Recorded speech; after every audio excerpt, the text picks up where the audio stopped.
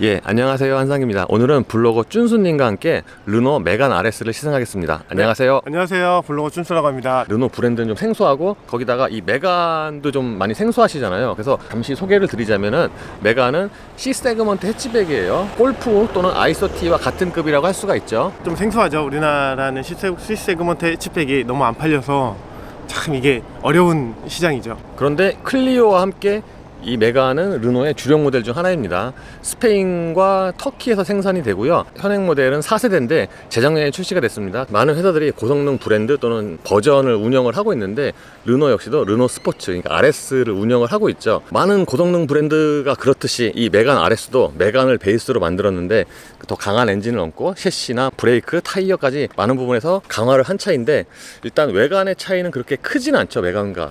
네, 외관의 차이는 그렇게 크지 않은데요. 그래도 저 안개등, 체커기를 형성한 안개등 하나만으로도 일단 RS에 대한 그 이미지가 굉장히 높아지고 소유욕을 불러일으키는 디자인이 아닐까 생각합니다. 뭔가 역시 좀 더 달리고자 하는 그런 포스? 느낌? 그런 게 있어요. 디자인은 정말 잘한 것 같아요. 잘해서 차 실제 제원보다 훨씬 더 커 보이게 이거 아마 아이소티나 이런 거랑 같이 갖다 놓으면 메간 RS가 제일 커 보이지 않을까, 그렇게 생각됩니다. 차체에는 그 RS임을 알리는 배지가 이렇게 여기저기 붙어 있는데 일단 보시는 것처럼 르노 로고 아래 RS라고 써 있죠. 그리고 뒤에 이제 고유 색상인 노란색으로 뒤에 RS 배지가 하나 더 붙어 있습니다.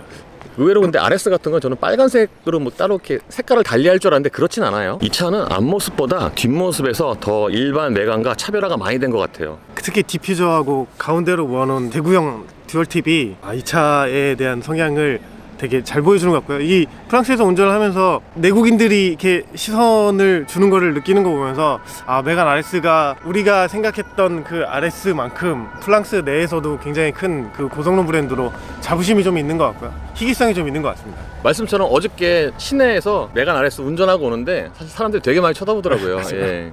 그래서 약간 좀 부담스럽긴 해요. 그러니까 이 차가 겉에서 보면 잘 티가 안 나는데 그래도 또 아는 사람은 아는 그런 또 포스가 있는 거죠. 자동차를 좋아하시는 젊은 층에서부터 시작해서 중장년층까지 많이 시선을 주셔가지고 오랜만에 그 민망을 좀 느꼈습니다. 거기다가 이 차가 몇 년 전에 리르에서 앞바퀴 굴림 가장 빠른 랩타임을 기록을 했잖아요. 나중에 깨지긴 했지만 어쨌든 그런 식으로 좀 마케팅도 잘 되고 그래서 차를 좋아하는 사람한테는 굉장히 좀 선망의, 특히 프랑스에서는 그런 모델인 것 같아요. 그리고 거기다 하나 첨부를 하자면 이게 막 주행을 할 때보다 오히려 그 아이들링 시에 은은하게 중저음으로 깔리는 그 배기음이 자꾸 시선을 사로잡는 것 같아요. 이 차가 그 차 사이즈나 엔진의 또 출력 이런 걸 비해서 저 머플러 그 팁, 정확히는 머플러 팁이죠.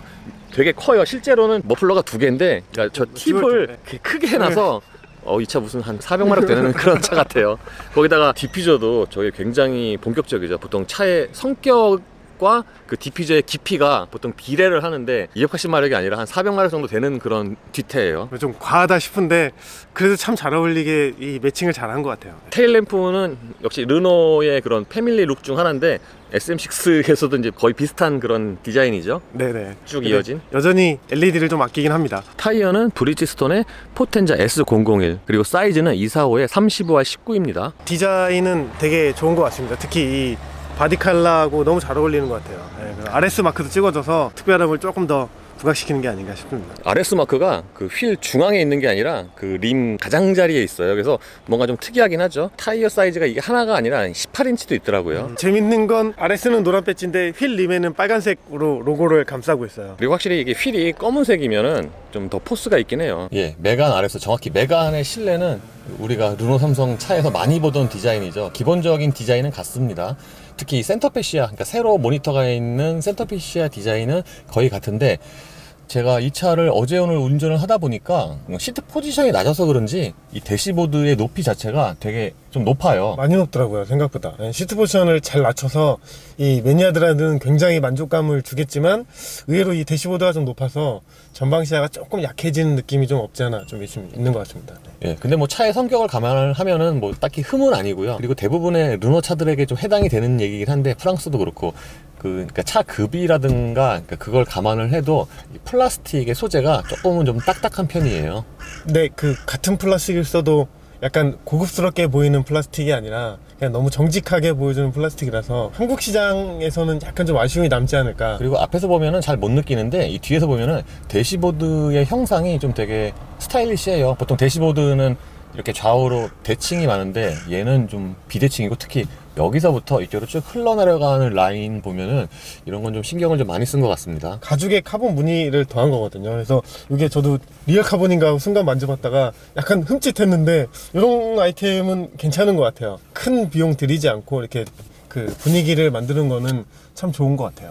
예, 참고로 보통 이런 차는 실내 소재도 좀 다르잖아요. 그래서 소재를 좀 달리해서 운전자가 앉았을 때 그 느낌을 달리하는데, 알칸타라 소재 같은 경우에도 딱 차에 앉았을 때 이 차는 좀 일반 메간과 좀 다르구나, 좀 스포티한 차구나 라고 그렇게 느끼게 됩니다. 필러에 보시면 저쪽 필러와 천정이 거의 같은 색이긴 한데 사실 소재는 좀 달라요. 보통은 이런 차 타면은 여기에 좀 소재도 좀 더 스포티하게 하긴 하는데 여기까지는 좀 못한 것 같고요. 네, 여기 위에 스웨이드로 좀 덮어주면 훨씬 더 그 분위기가 훨씬 더 좋아질 것 같은데, 이 천정도 좀 그 굴곡이 스타일리시하네요. 네네. 보통은 이쪽이 이제 평평하잖아요. 근데 여기가 이쪽이 좀 파여 있어요. 그래서 네. 이 차가 겉에서 보는 것만큼 그 1열의 레그룸이 부족하지가 않고 오히려 되게 넉넉해요, 생각보다는.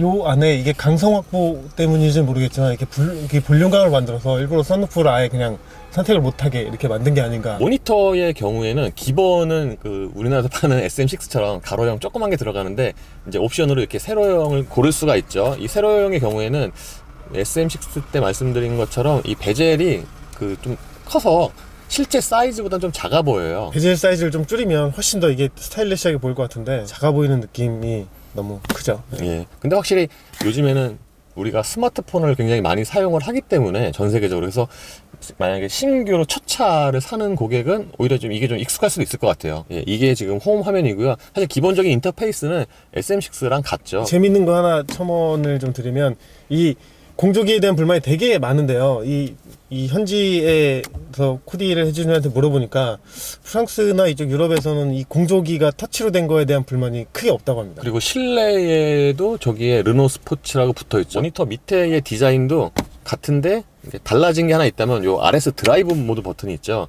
그러니까 드라이브 모드 버튼을 누르면은 바로 다음 단계, 그러니까 컴포트에서 이 버튼을 누르면은 이렇게 다음 단계 스포츠로 넘어가고요. 그리고 관련 화면이 뜨는데 이 넘어갈 때의 그 화면 전환 속도가 약간은 좀 느린 편이에요. 네, 그리고 여기서 다시 RS 버튼을 누르면 그냥 다시 원상태 뉴트럴로 넘어갑니다. 그래서 이게 스포츠만 들어갔다가 다시 누르면 다시 뉴트럴로 바뀌는. 참고로 드라이브 모드는 보시는 것처럼 총 5가지가 있죠. 보통은 그 레이스 없고 4가지 정도 있잖아요. 네네. 근데 이 차는 그 성격에 맞게 레이스 모드가 있는데, 사실 이 차가 컴포트와 스포츠 모드의 차이가 되게 커요. 근데 여기서 레이스 모드까지 하나 더 추가가 되니까, 그러니까 컴포트에서는 되게 편하게 그냥 타고, 생각보다는 편하게 타지만 정말 달리고 싶으면은 스포츠나 레이스 모드까지 써라, 뭐 이런 배려가 아닌가 싶어요. 레이스 번호를 넣으면 ESC가 그냥 자동으로 해제가 되면서 뭐 서킷이나 이런 쪽 이용하실 때 쓰시려고 만드는 것 같고, 레이스는 공도에서 쓰기에는 약간 부담이 좀 되지 않을까. 예, 일단 ESC가 꺼지니까요. 네네네. 그리고 요 앞쪽에는 핸드폰을 하나 넣을 수 있는 수납 공간이 있고요. 앞에 USB가 2개가 있으니까 이거 좋네요. 이 기어 레버는 이제 6단 듀얼 클러치인데 르노에서는 EDC라고 부르죠. 요 기어 레버도 그 다른 르노 차와 달리 멋을 많이 냈어요. 일단 여기 바늘땀이 들어갔고, 여기도 쌍으로 빨간 줄 2개 들어가고, 여기서 이제 좀 차별화가 되죠. 기어 레버 뒤에는 컵홀더 2개가 있고요. 사실 컵홀더 2개가 뒤에 있는 건 뭐 전혀 특별한 게 아닌데, 프랑스 브랜드가 보통 컵홀더에 좀 인색하잖아요. 근데 요즘에는 이제 많이 좀 보편화가 됐죠. 그래도 이 컵홀더가 약간은 좀 작은 편이라고 해야 될까요? 네, 그 대신 이게 조절이 좀 돼서. 그렇죠. 네, 예. 조절이 돼서 휴대폰이나 음료를 이렇게 같이 넣어도 쓸 수 있게, 이런 부분들은 많이 좋아진 것 같아요, 유럽 차들도. 예, 푸조도 그렇고 르노도 그렇고 요즘 나오는 차 보면은 좀 더 이제 불특정다수 또는 보편적으로 이제 어필할 수 있게 그렇게 좀 차를 만드는 것 같아요. 그리고 여기는 뭘 넣어야 될지 알 수 없는 수납 공간이 하나 있고요. 센터 콘솔 박스는 사이즈가 그렇게 큰 편은 아닌데, 그 많은 프랑스 회사들의 이게 아이덴티티 같기도 한데, 여기다 손을 넣으면은 여기가 이쪽으로도 또 홈이 있어요. 공간이 더 있어요. 입구는 다 작고 안에 공간을 좀 더 넓혀놓은 약간 그런 스타일들을 계속 추구하는 건 이 프랑스나 유럽 쪽의 특징이 아닐까, 그렇게 생각합니다. 예, XM6 같은 건 이렇게 놓으면 이만큼까지 팔뚝이 들어가는데, 예, 이거는 그 정도는 아니지만 보통은 이 눈에 보이는 게 다잖아요. 네. 펜터코스 막스. 네, 근데 네, 프랑스 네. 차들은 이 안쪽까지 좀 파인 경우가 많아서 네, 이거는 뭐 누가 그러기를 와인 저장하는 그런 예, 그런 이제 전통이 여기까지도 이제 적용을 시킨 게 아닌가. 디자이너의 재치 뭐 이렇게도 해석을 하긴 합니다. 저는 어제 운전을 해보니까 실내에서 가장 마음에 드는 부분이 바로 이렇게 운전대랑 시트예요. 이 운전대 같은 경우에는 이 상단에 적용된 이 소재가 되게 손에 좀 짝짝 붙고, 여기 같은 경우에는 생각보다 이 펀칭의 깊이가 깊진 않거든요. 이 펀칭이 그냥 반 펀칭 정도 되는데 좀 더 본격적으로 펀칭도 깊었으면 더 좋았겠지만, 어쨌든 이 상단과 하단에 적용된 소재 때문에 손에 좀 잘 붙는 느낌이 있습니다. 특징 중에 하나가 패들 시프트가 되게 길어요. 보통 패들 시프트가 이렇게 길진 않죠. 마세라티라든가 페라리가 보통 이 정도로 긴데, 이 RS는 패들 시프트가 상당히 깁니다. 그리고 알루미늄으로 잘 만들었는데요. 아쉬운 건 이제 이 페인팅을 너무 저렴하게 한 것 같아요. 계기판 디자인은 르노 삼성 차에서 많이 보던 디자인이고요. 딱히 설명을 드릴 건 없는데, 이 차가 일단 드라이브 모드에서 바뀌죠. 이게 지금 컴포트 모드고요. 스포츠 모드에서는 화면이 이렇게 바뀌죠. 그러니까 좀 더 집중할 수 있는 디자인. 그리고 보통 빨간색이 눈에 잘 들어오잖아요. 레이스 모드 같은 경우는 그 진짜 좀 약간 하드코어한 레이스 카들 있잖아요. 그거와 좀 비슷한 디자인이에요. 그리고 RS 로고가 사이드 안쪽에 딱 뜨면서 약간 뭔가 이렇게 RS를 타고 있다라는 걸 좀 표현을 많이 하는 것 같아요. 보통 고성능 차들이 시트의 기능성을 좀 강조해서 좀 몸에 앉으면 좀 타이트한 느낌이 많이 드는데, 그래서 이 메간 RS도 그렇지 않을까 했는데 오히려 좌우폭이 넉넉해요. 그래서 이거 약간 좀 의외였어요. 생각보다는 꽉 잡아줄 줄 알았는데 생각보다는 약간 헐렁해서 약간 여유가 있더라고요. 그래서 조금 의외였어요. 그러니까 쭌수님 같은 경우에는 이제 마르셔갖고 아마 공간이 되게 남을 것 같아요. 네, 많이 나왔어요. 예, 저 같은 경우에는 그냥 딱 적당하게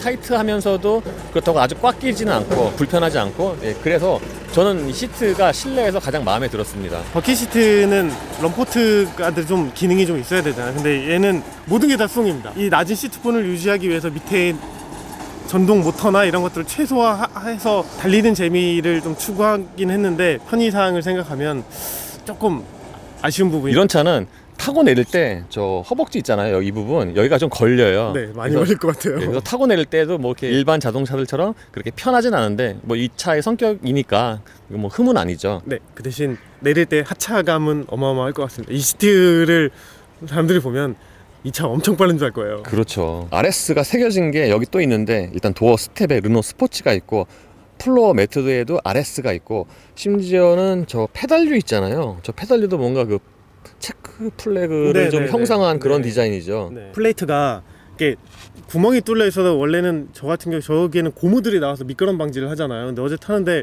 너무 미끄럽더라고요. 저 구멍을 뚫어놓은 이유가 고무들을 이렇게 해서 미끄럼 방지를 해주려고 저렇게 만든 건데, 왜 고무는 빠졌는지. 오르간 타입 페달이었으면 좀 더 좋았겠죠. 이 차 성격을 감안하면 2열 공간이 중요한 건 아닌데, 그래서 한번 체크를 해보면은 일단 눈에 보이는 것만큼 2열의 거주성이 이렇게 나쁘진 않아요. 네. 제가 앉았을 경우에 무릎 공간이 주먹이 딱 하나 들어가는데, 물론 좀 타이트하긴 하지만 일단 기본적으로 이 차가 시트가 좋아서 거주성은 좀 괜찮다고 느낍니다. 생각보다 시각적인 것보다 실제 앉았을 때 체감되는 공간은 더 넓어요. 더 넓고, 이 시트의 두께나 뭐 이런 걸 생각하면 되게 좁을 것 같은데, 막상 앉아보면 GT카처럼 괜찮은데요? 그런데 앉으면은 좀 답답하긴 해요. 왜냐면은 이제 가장 결정적인 문제가 1열 시트가 저게 워낙 두꺼워갖고 좀 앞을 가려요, 많이. 네네. 그 헤드레스트도 1창이다 보니까 앞에 전방 시야가 좀 나빠서 좋지 않아서 그 부분은 충분히 감안을 좀 해야 될 것 같아요. 이 차가 그 2열 공간이 약간 좀 타이트하기도 하지만 저 센터 콘솔 뒤에가 좀 튀어나온 편이고요. 가운데도 약간 좀 올라오고, 그래서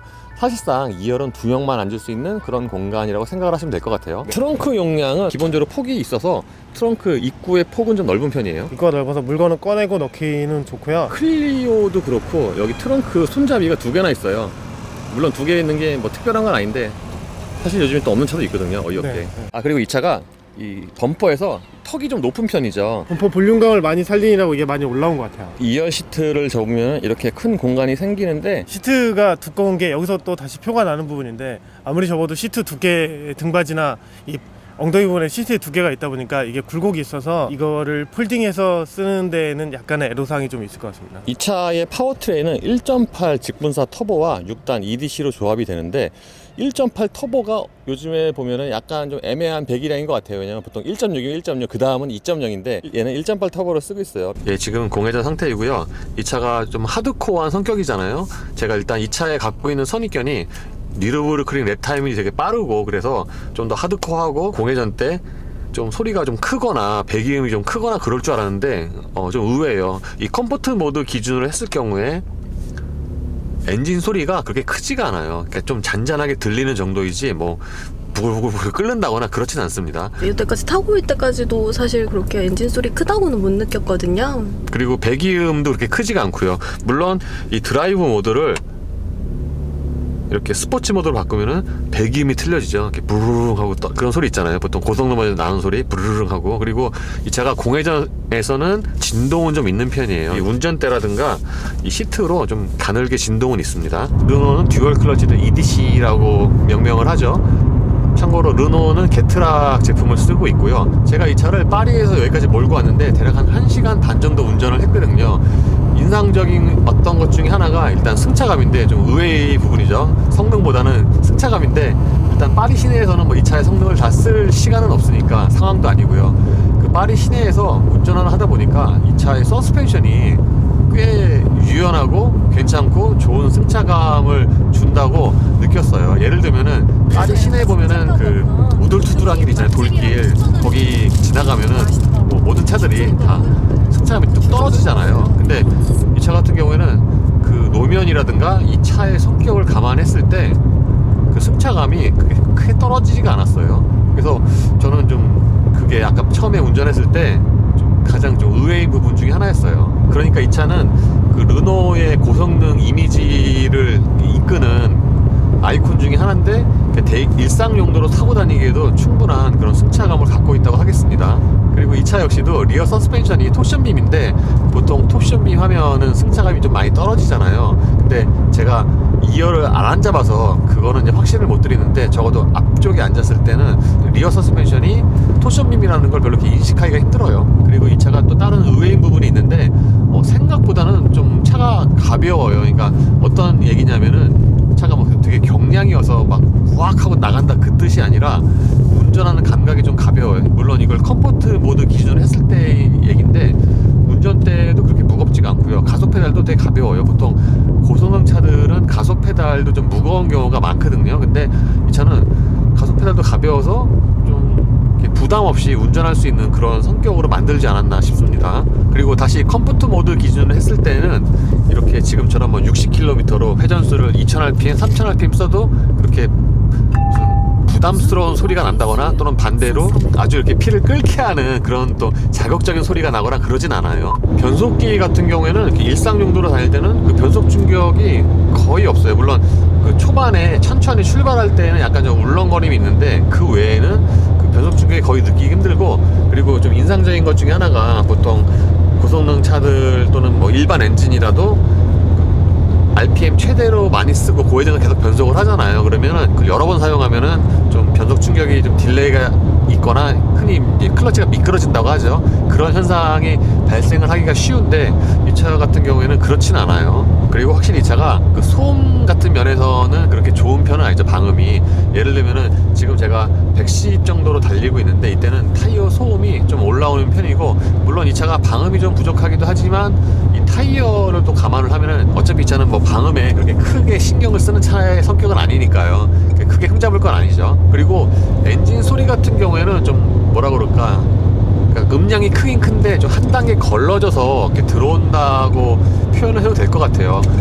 대략 한 2500rpm 이전에서는 소리가 그렇게 크지 않은데, 한 3000rpm 그 정도가 되면은 그때부터는 이제 소리가 좀 커지죠. 물론 지금 아직까지는 컴포트 모드입니다.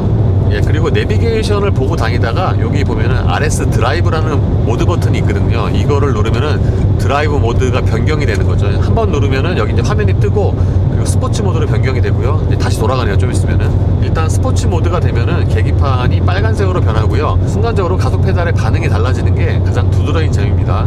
그리고 소리도 커지죠. 아까 그 컴포트 모드와 비교를 했을 때 가속 페달을 이렇게 밟잖아요. 쭉 밟아 전개를 했을 때 이 실내 실내 쪽으로 이렇게 울려 퍼지는 소리가 좀 차이가 많이 나죠. 그리고 앞쪽에서 부딪히는 바람 소리는 좀 있는 편이에요. 그러니까 속도가 높지 않아도 지금처럼 뭐 110 정도만 돼도 그 앞쪽 이게 근데 좀 차이가 있는 게 보통 앞쪽에서 바람 소리가 난다 그러면은 뭐 필러라든가 유리창 이쪽에서 나는 게 좀 대부분이거든요. 근데 이 차는 이렇게 지금 이 정도 속도로 달릴 때 바람 소리가 앞쪽에서 들리는데 이게 이 부분이 아니라 좀 범퍼 앞쪽에서 들리는 것 같아요. 그래서 당연한 얘기지만 이쪽에서 나는 것보다 좀 이렇게 멀리 들려요, 바람 소리가. 그냥 일반 보통 차량 정도? 근데 이제 좀 더 높게 달려도 바람 소리 같은 경우는 그게 크게는 문제가 되는 것 같지는 않은. 그리고 메간 RS라는 성격에 맞게 보통은 스포츠 모드로 끝나잖아요. 스포츠 모드 또는 스포츠 플러스 있는데 이 차는 레이스 모드가 하나 더 있어요. 이 레이스 모드를 누르면은 계기판 디자인이 또 확 달라지죠. 거기다가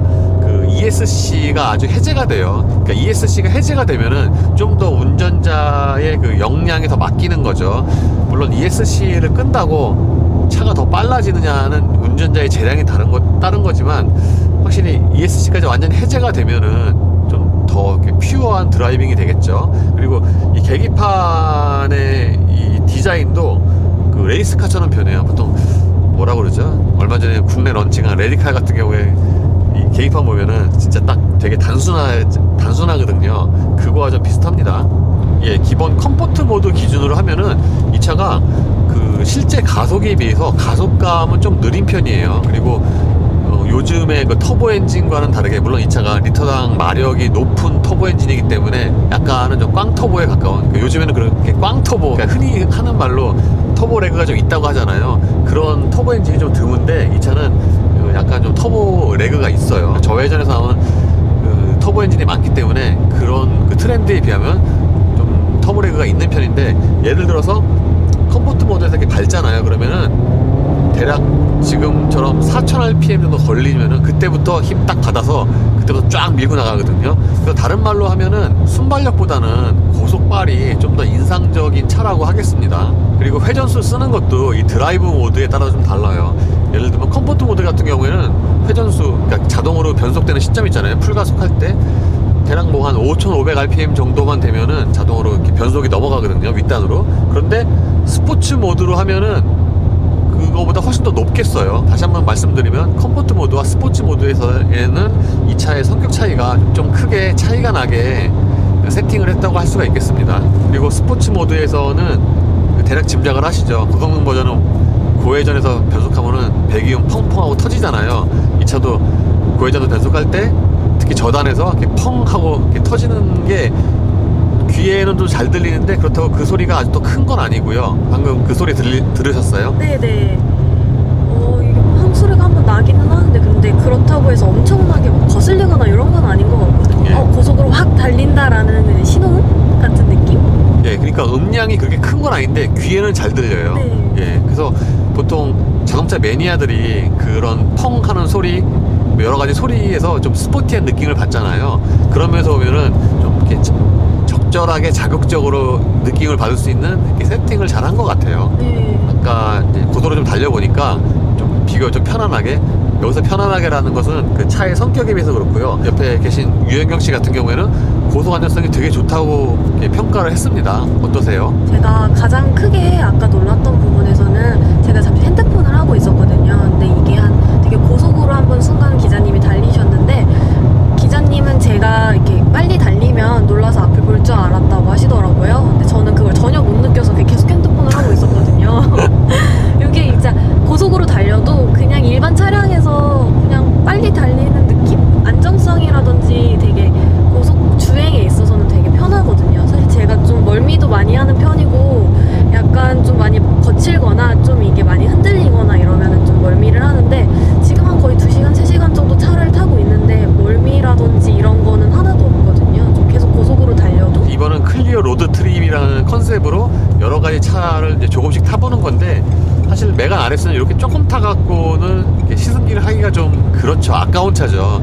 이 차는 좀 솔직히 말해서 좀 더 스포티한 드라이빙, 지금보다는 훨씬 더 하드코어한 드라이빙 또는 서킷에 가도 별로 이렇게 크게 무리가 없는 또는 재미있게 즐길 수 있는 차거든요. 실제로 제가 2년 전에 그 파리 근교에 있는 그 작은 서킷에서 메간 RS도 타봤는데 지금 이 느낌보다는 훨씬 더 스포티하게 달려요. 그러니까 제가 처음에 말씀드린 것처럼 컴포트 모드에서는 생각보다는 그 하체가 딱딱이나 단단이 아니라 좀 탄탄한 편에 가깝거든요. 그래서 차의 성격에 비해서는 생각보다는 승차감도 좋고 좀 부드럽고 그런 생각이 드는데, 실제로는 운동 성능도 되게 좋은 차죠. 그리고 아마 이 차가 EDC가 아니고 수동 6단이었으면 이거보다 훨씬 더 재미있고 성능도 더 좋게 뽑지 않았을까 라고 생각을 해봅니다. 그러니까 이런 차는 차의 성격을 이해를 좀 하고 평가를 해야 되겠죠. 그 한 얘가 이 기업인데, 그러니까 요즘에는 보통 다운 스피딩이라고 하잖아요. 톱기어 같은 경우에는 최대한 기업을 낮춰서 연비를 고려를 하는데, 이 차 같은 경우에는 지금 6단으로 제가 110km를 달리는데 이때의 회전수가 한 2600 정도 돼요. 그러니까 이 차의 출력 280마력이라는 걸 생각을 하면은 약간 좀 높죠. 실제로 이 차가 5단에서 최고 속도가 나오는 게 아니라 5단에서 변속이 되잖아요. 그럼 6단에서도 그 가속감이 좀 살아있어요. 아까 가속력 얘기할 때 말씀드린 것처럼 고속발이 순발력보다 좀 더 인상적이긴 합니다. 그래서 만약에 이 차가 좀 연비를 고려한 일반 메가안이었다면은 기어비가 이렇진 않았겠죠. 이거 지금보다는 더 낮았겠죠. 같은 상황에서. 예, 조금 있으면 이제 제2경유지에 도착을 해서 이 차 이제 넘겨줘야 되거든요. 이제 모터의 앞으로. 그래서 이제 마무리를 하자면은, 보통 제가 다른 시승기 때도 말씀을 드린 것처럼 그 잘 만든 고성능 차는 천천히 달릴 때도 그 스포티한 느낌이 나거든요. 이 차 같은 경우에는 그 평상시에 그 운전 모드로 하면은 뭐 아주 하드코어한 느낌은 아니지만 그 데일리카로도 충분히 쓸 수 있는 그런 실용성을 갖고 있고, 그리고 이 컴포트 모드와 스포츠 모드에서의 그 성격 차이가 되게 명확하게 난다는 점에서는 꽤 그게 인상적인 것 같아요. 메간 RS가 국내에 들어올 가능성은 없지만 이번에 좀 잘 타봤습니다. 그리고 다음에 기회가 있으면 서킷에서도 그 메간 RS를 다시 한번 타보고 싶네요. 펀드라이빙 좋아하시는 분들도 있지만 일상생활에서 타려고 하는 게 자동차잖아요, 사실. 근데 이제 일상생활에서조차 너무 펀드라이빙이 되면 조금 많은 대중들이 찾기는 어려운데, 이 차 같은 경우에는 일상생활에서는 컴포트 모드로 더 편안하고 쉽게 주행을 할 수 있고, 내가 운전을 더 잘하고 싶고 재밌게 하고 싶을 때는 또 스포츠 모드로 변환을 하면 또 쉽게 할 수가 있다 보니까, 이런 거는 자체가 되게 두 마리 토끼를 다 잡은 차량이라고 볼 수 있을 것 같아서, 또 고속 주행할 때 옆에 앉아 있으면 정말 멀미 안 나고요. 정말 주행성이나 안정성 같은 거 되게 좋은 것 같아서 옆에 있으면서도 되게 즐겁게 탔던 것 같아요. 예, 이로써 르노 메간 RS의 시승을 마치겠습니다. 감사합니다. 감사합니다.